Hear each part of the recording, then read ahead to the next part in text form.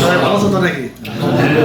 আচ্ছা, আমার ছোট ভাইরা যারা এখানে আছো, তাই আমি যে আগামীতে রোজা, তাই রোজার উপলক্ষে আমাদের নামাজ পড়তে হবে।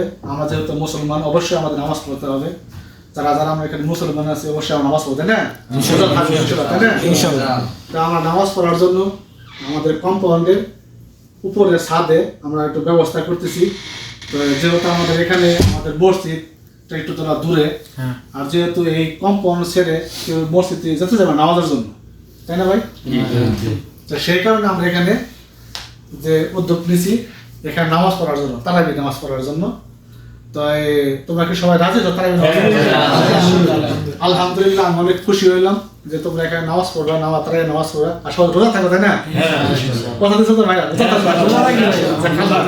অনেক খুশি হইলাম তোমাদের কথা শুনে।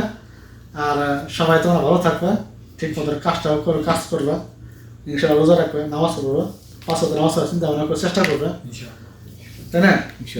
সবাইকে অনেক অনেক ধন্যবাদ যে আমার রুম এখানে আসছো।